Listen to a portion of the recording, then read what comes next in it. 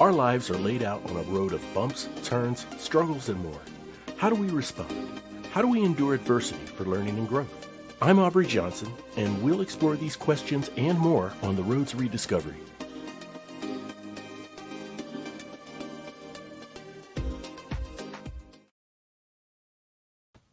Hello, everyone, and welcome to another episode of the Road to Rediscovery. I'm your host, Aubrey Johnson.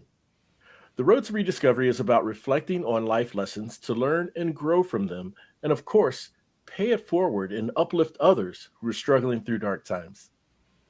Now, as you know, you can get this podcast anywhere you listen to your shows. We are on every single platform. Now, if you listen on Apple Podcasts, we invite you to leave a rate and review. Otherwise, any other platform, shoot us an email. Shoot us an email at roadtorediscoverypodcast@gmail.com. That's roadtorediscoverypodcast@gmail.com. And we'll give you a shout out in a future episode. We always appreciate your input, your feedback, and your listenership. All right, my special guest is a certified WILDFIT coach. WILDFIT is a company that shows how to harness the power of food to become a healthier, stronger, more vibrant version of yourself. But before that, she suffered a massive stroke, leaving her paralyzed from the neck down and mute. WILDFIT has transformed her life, and she's been helping others experience the same. We're going to hear her story and let her tell and share more insights for all the listeners out there. Ladies and gentlemen, please help me welcome Maria Garcia to the show. Maria, welcome to the show. It's so great to have you here. Hey, RB, thank you for having me. It's an honor. Absolutely. We are thankful that you've taken time out of your schedule to come on to the show as well. So can we just, if you can just give us a glimpse and unpack, how did all this go down, starting with getting the stroke? Well, I was 25 years old, and I'd just come back from living in Germany. I'd been there 2 years, came back to the States. I was living at home, and one day, all of a sudden, after lunch, it was a regular Sunday lunch at my mom's. So we were all there. After it was over, I went home, and all of a sudden, I was on the phone, and it felt like somebody hit me with a cast iron pan over the head, and I started talking nonsense. I started hearing a white noise, and I was saying things like, the red ocean is underneath the kitchen floor. And I'm Wow. What's coming out of my mouth? I couldn't even believe it, because I'm hearing myself, but I'm not saying what I want to say. Somehow I managed to get off the phone, and my mom called. I had a friend over who alerted everyone. And at that point, I was getting really ill. I was lying in my bed in the fetal position. I had the worst headache I've ever experienced. Oh, my. I started having extreme vertigo. The ambulance was called. They came in. They thought, like I thought, this girl has food poisoning. And that was it. And they didn't think it was that serious. So they actually left. And I progressively got worse. Ended up driving myself. Not myself. Somebody drove me to the hospital. Yeah. Amongst feet of snow. It was Sunday. And I don't even recall the ride. Yeah. But I get to the hospital. And I know I'm in the waiting room for a long time. Something like 2 hours. Oh, my. Wow. In the meantime, I'm getting worse and worse. And not even really noticing how much time is going by, or all the kids and all the noise around me. Finally, I go in, and they run tests. And one of the tests was, I guess, a CAT scan or an MRI. Yeah. And finally, after some time, somebody walks over to me and says, "Ma'am, we think you're having a stroke." And I thought to myself, okay, what's a stroke? Yeah. I didn't even know what the word meant. My goodness. That is tremendous. I mean, a 2-hour wait, and this got progressively worse ever since everyone thought it was food poisoning. Wow. So when did the progression happen to where you became paralyzed? That same night, Hmm. I stopped moving that night, but I thought it was Wow. fine. The headache went away. I thought I'm going to be out of here in 2 weeks. Hmm. That's what I thought. And I was thinking clearly. I just couldn't move. And I didn't realize that I couldn't move or talk. Hmm. And then I had a catheter operation the following day. They inserted a balloon through my groin Yeah. up to my Yeah. brain, Yeah. and they unclogged the vein or the artery that was clogged. Okay. And by that point, I was totally immobile, couldn't move. My brain swelled. Oh my gosh, that's life threatening. It sounds like. It was, and Yeah. everybody thought I was in a coma. So Yeah. the doctors came, my family was there. They would talk right in front of me, not realizing I could actually hear them. They didn't know you could hear them, No. but you couldn't move at all. You couldn't lift a finger, right? Wow, Maria. So some of the signs, the onset signs that you had was excruciating headache, right? Um, um, uh, Vertigo sets in.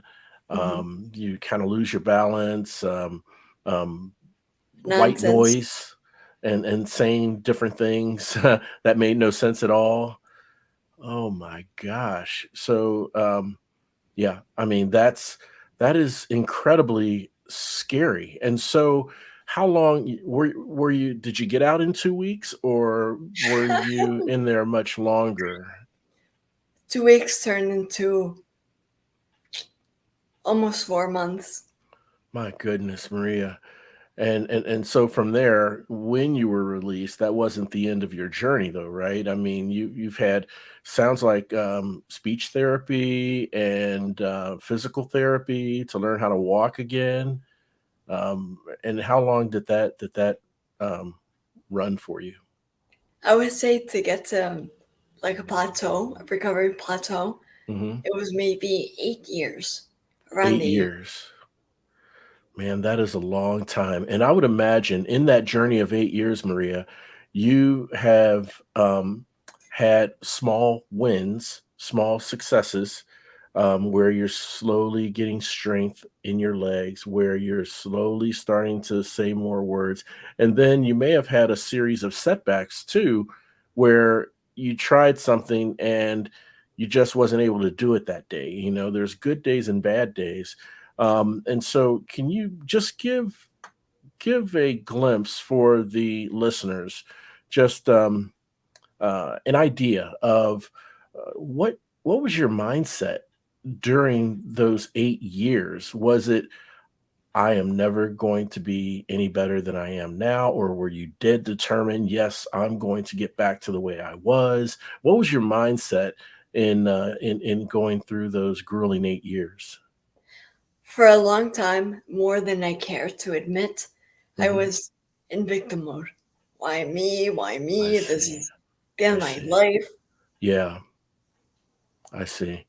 I see. And that's tough to shake. And at some point it sounds like because where you are today, you were able to shake that. Was there a defining point where you just maybe, I don't know, looked at in the mirror and said, "You know what? I am not a victim, and I can't progress any further if I keep this way of thinking." How did that turn around for you? Well, I have to say that in the beginning, it Mhm. was my family who kept hope for me. When I didn't have Yeah. any, I Mhm. remember being at home and we have a Yes. recumbent bike, the Mhm. ones with the regular seats. Yeah, I yeah, was yeah. sitting on that bike Uh-huh. and my mom was with me. I put my Mhm. feet on the pedals and my feet slipped right off. I couldn't even pedal. Oh my. Yeah, yeah. My That could mother be. Mhm. tied my feet with a rope. Oh, she did. She, Wow. Talk about support, family support, I mean, they're there to give you the encouragement when you're feeling down, when you feel like there's no chance of getting out of this or getting over this. And yeah, having your family stick by you is huge. I mean, it's absolutely tremendous, and it sounds like family played a big part in you getting yourself out of that victim mode, as they say, right? Yeah, I don't think I Mhm. would be here if it were not for them. Amazing, wonderful. So at this point, Maria, um, I want to ask you about um, what turned you on to Wild Fit, as as a consumer, and then from there, let's kind of feed into your inspiration in your journey that led you to become a coach. So starting off, how did Wild Fit get into the picture? Okay. And I want to go back to your previous question Hmm. about what lifted the mental fog. And Yeah. I have to say that was, I credit that to yoga. That's what Yoga. started lifting the mental fog. Okay. But Yoga. anyway, wildfit didn't even come into my life until 15 years after the stroke. I was maybe 70% recovered, Yeah. and which was okay by me because I had basically been on my deathbed. So 70% was pretty freaking good, Yeah. right? Yeah. So, Absolutely. yeah. And Wow. while I saw a commercial for it, and I thought, nah, I don't need this. I already Hmm. have a very healthy diet. Hmm. I work out and modify it, but I do what I can. Yeah. Yeah. And I didn't think I needed it. But something inside me said, do it, go Mm. forward. Hmm. So I Hmm. enrolled, and Hmm. I thought to myself, I'm just going to learn something new about a topic I already like, which is Hmm. nutrition. Yes. Three I see. months later, Hmm. I was blown away. I was blown away because I was the same way I was in high school again. Some of Wow. my white hair turned black again, Amazing. Yeah. and all these amazing things. My skin looked better, my Yeah. nails looked better, and things are just improving. I could tell that my Yeah. organs were de aging. I was aging backwards, Yeah. basically. But the real magic began happening when I was 6 months post the beginning of the program, Hmm. because I continued to live the principles I learned. And all of a sudden, I began to hike, which I could have never in a million years done prior to doing Right. WildFit. Right. That is absolutely fascinating, Maria. I mean, yeah, that's a short period of time to get results. 3 months. And then you start seeing your nails are hardening, your hair is turning from white back to your natural color of black. You feel more energetic and more alert, right? I mean, all of these things are And slowly starting to happen in a very short period of time. That's absolutely fascinating. And for the listeners, if you can just I gave a brief description of Wild Fit, but I'd love for you to give your professional description of what WildFit is for the listeners, because following that description, I'll have some questions in regards to WildFit and its products and services. in a nutshell, WildFit, I would say, is what the natural human diet is, what humans were meant to eat. Hmm. Because nowadays we are barely surviving Hmm. instead of thriving, where Hmm. we could be thriving. Yes, yes. That's a great brief description, and in this case, less is more. What you've said really says it all. About what WildFit is. So let's see here. Would you attribute these significant changes to um, I guess, to the properties and nutrition content that's in Absolutely. these food? in these foods? Absolutely. Yeah. So they've had a major impact, and I think I saw somewhere on your website one of your clients was scheduled for sciatica surgery, Yes. and within like 7 weeks or so of entering your program, it released. They didn't need the surgery. Mm-hmm. Oh my gosh, you got to be kidding me! That is tremendous. It's nothing short of miraculous, right? No, nothing short of miraculous. Absolutely. Yeah, absolutely. Can you give us an example of some of the power foods? Or I'm probably using that term like a cliche, but I truly mean, what are some of the power foods that is that is advocated by WildFit, um, containing these that are high in nutrition and have these types of properties? So as far as the term superfoods, that term is being really misused today because nothing can be a superfood unless it's been in our diet for millions of years. I see. So I would say meat is a superfood. Meat is a superfood. Meat. Okay, gotcha, gotcha. So outside of superfoods, um, there are foods within the program that are not superfoods, but these are foods that contributed to the significant changes you've and your clients have experienced, right? Yes, but it's not so much specific foods as Okay, it is eating whole foods. That's really important. Foods, non-processed. yeah. And what Okay, sets this program apart is that you're rotating what you're eating. You're not eating the same way all year. right. And so in every season, and Hmm. I put in air quotes because it doesn't go by the seasons as we Hmm. know them, but Hmm. it's seasonal eating. And so when you're in different seasons, you eat differently. Gotcha, gotcha. That makes sense. In different seasons, you do eat differently, but it's all surrounded around um, whole foods. So you eat different. It's just different whole foods, right? I Exactly. see. I see. Um, well, Maria, if you don't mind, I'm going to take a step back and I want to ask you, um, and you may have mentioned this. If so, I apologize. But your inspiration, what led you or inspired you to go from being a client in Wild Foods to a certified coach? I'm sorry, in Wild Fit to becoming a certified coach for Wild Fit.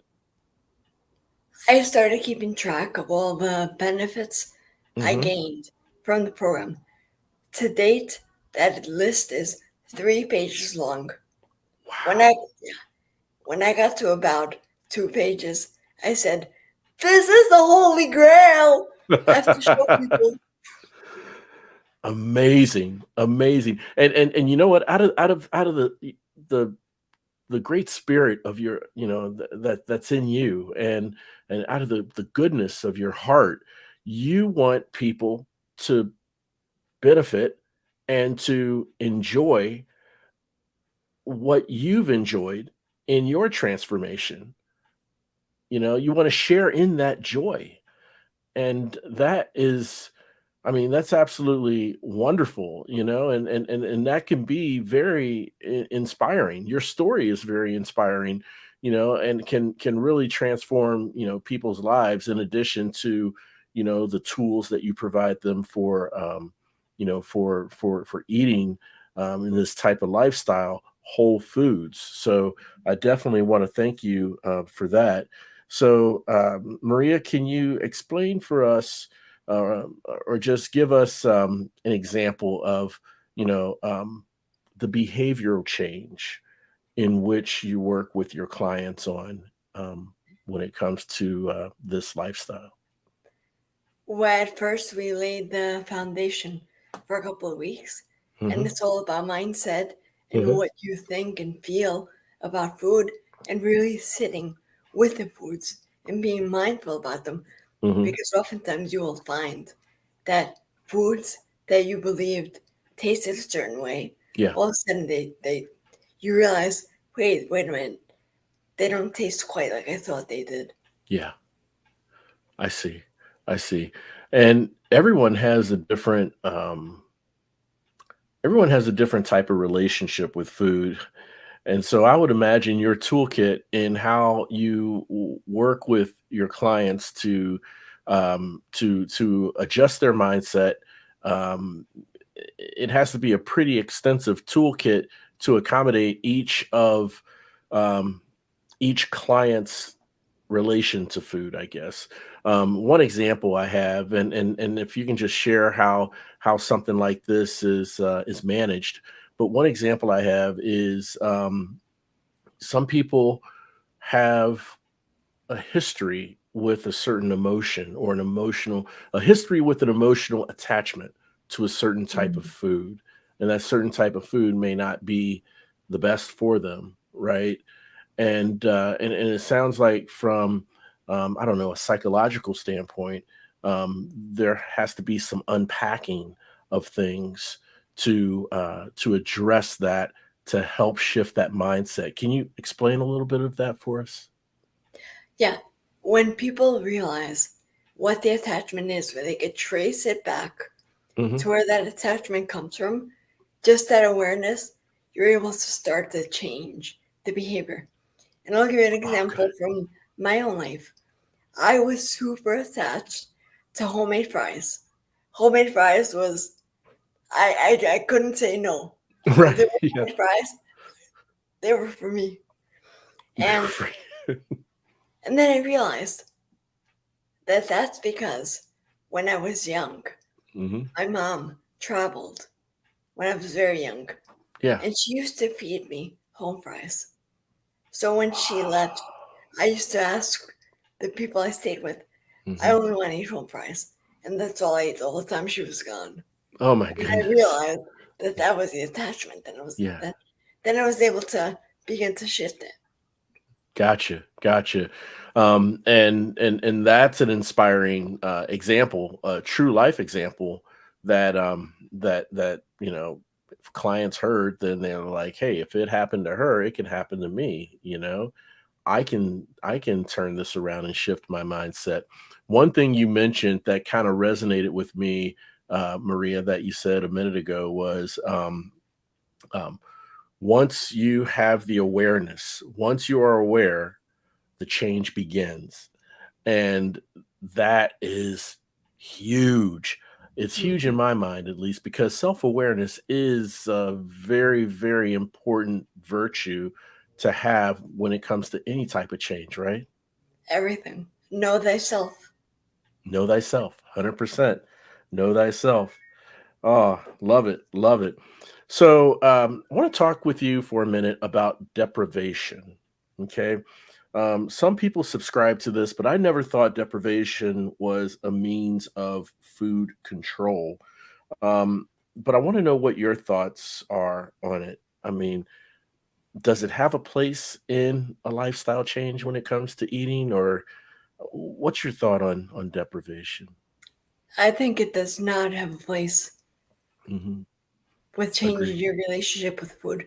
I don't think it has a place in our modern diets at all because maybe our ancestors suffered deprivation because there was no food, so they couldn't go to the store and buy it. But Right. nowadays, you can buy it. So there's Yeah. no reason to deprive yourself. Now, when you're saying deprivation, do you mean starve yourself? Is that what you mean? Or do you mean deprive Well, yourself of something you want? well, I mean a little bit of both, actually. Primarily, deprivation of, say, instead of having instead of having, oh, I don't know, um, a 4-ounce steak, a baked potato, and a salad, you just have a salad. you know so deprivation at that level. Also, I guess deprivation of, say those homemade fries you like, right? um Is it a complete deprivation of that? Or maybe, I don't know, a substitution of that? Um, or is it, some people say all things within reason? Is it that type of thing where, one wouldn't kill you? But um, I just wanted to know, what were your thoughts on those two types of deprivation practices? So in WildFit, our motto is don't get hungry. Because when you get hungry, you make very poor choices. So that's 100%. the first thing. Do not, if you want the steak, Yeah. by all means, steak is healthy. Okay. Okay. No, that makes a lot of sense. Yeah, that really makes a lot of sense. And some people think deprivation is discipline, and I'm not a believer of that either. Deprivation is not discipline, because it, it's overcompensating, sort of.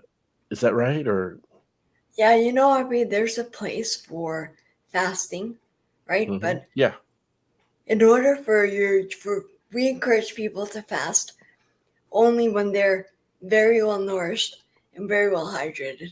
okay, And that takes a while. So yes, you don't want to be fasting before you do that, because your body, as it is, the way we're eating today, our hmm modern diets, hmm we're malnourished and we're eating too much. But at yes, the same time, eating too much, but hmm we're deprived. We're yeah, malnourished. So we're understood. starving and not starving at once. At the same time, starving Yeah. and not starving. Well, your body's starving for nutrients. Oh, yes, yes, yes. Okay. So, yeah, we're not starving as far as, eating. Our stomach's not growling and it's not getting nothing, but your body is starving of nutrients. So you're starving and Yes. not starving at the same time. I understand. I understand. So, I would imagine, Maria, that the coaching that you do, and the work with your clients, with the behavioral change, and tools and exercises to get to that mind shift. Once that mind shift is made, that kind of supersedes, um, distractions in society. you know but when you have so much coming at you, right? I mean, like, oh, I don't know, commercials and magazine ads, and you're driving down the street, and you see these crazy fast food signs and everything, you know. Uh, that how do you how do you how do you how do you fend against that, right? I mean, does it go back to your motto, never be hungry, because when you are, you make poor choices? Yes, well, that's part of it. But also, you have Okay. to recognize that the food industry is way more evil than the tobacco industry ever was. Yes. Yes. And recognize that, I mean, this is all stuff you'll learn in the program. Certain foods, they're not even foods at all. We just call them food because it's something we put in our mouth. But I there's see. zero nutrition. Wow. Yeah. And here we are as a society putting this in our mouths. Yeah, that's heartbreaking, without a doubt. I've noticed over the years that a lot of restaurants and so forth have really increased their size portions when it comes to, entrees, when it comes to side dishes, and when it comes to the size of beverages. Um, uh, Kind of related to that, but on the plus side, um, I want your thought on access to whole foods right now. There's the natural way that we can do it. Okay. If we have our own homestead and everything, and, we raise our own chickens and goat and sheep and cows, and all that sort of thing. We have our garden, right? Um, but not everyone has those types of resources. Okay. Um, But we have now more and more places like Whole Foods and Sprouts and Trader Joe's that are popping up in just about every major and non-major city in the country. Um, do you feel that access to Whole Foods has positioned your clients and people of this lifestyle to be in a better place when it comes to getting those whole foods for their lifestyle? And the answer is twofold. On the one hand, yes, that's needed. Whole Foods is great. And like you said, short of growing your own stuff, which many of us, including myself, do not have that ability. So you want to go to Whole Foods and you want to go to stores like Sprouts. Mm-hmm. But we wouldn't have had that in the first place if they had kept Right. nutrition as it was. If they kept diets like they were in the Mm-hmm. 60s, it was the introduction of processed foods and microwave foods and all Yeah. that stuff because people earlier in the 60s and 50s, they would shop and they would cook. Mm-hmm. That's right. They chop, they cook, and the food was made in the home and served with the family at the table. And I guess as time went on, like you said, introducing processed foods, something that's quick and easy, microwavable. I guess because the country became more in a rush and it was all about convenience, right? But that convenience it comes with a cost. Convenience kills. I like to say that. I like that. I've never heard that before. Convenience kills. Yeah. Oh, wow. That's really interesting because one time, this was about a month ago, I was thinking about convenience and with convenience with anything, right? And I thought, well, convenience, because there's a cost, it's like convenience can be inconvenient, you know, Right. but convenience kills. Two words says it all. It really does. Um, Wanted to know, Maria, um, is there a connection between, say, the wise food choices of Whole Foods, okay, and um, the less chances of contacting cancers and diseases and infections and things like that? First, I want to give a disclaimer. I'm not a doctor, okay? Okay. Um, but do I believe that there's a link? Yes, Okay. I do believe Okay. there's a link. I think it's Gotcha. what I've seen with my clients, how they're able to reverse all types of conditions, like Mhm. type 2 diabetes that people think is chronic, turns out not to be chronic at all, Mm. and things like Wow. that. And so to me, there's a clear link between the foods we eat and what Mhm. we experience in our bodies. Gotcha. Um, can you talk about the energy work that you incorporate with your clients? Hmm. That kind of is off the wall a little bit. Okay. When I went to India in Mhm. 2017, Mhm. and I stayed there for a month. I Mhm. was at an ashram, Mm. and the guru, he taught us how to do some energetic healing. Mhm. So I incorporate some of that. I see. Very nice. Very nice. And is this physical healing? Is it mental healing? I've experienced it with both. Both. Gotcha. Okay. I see.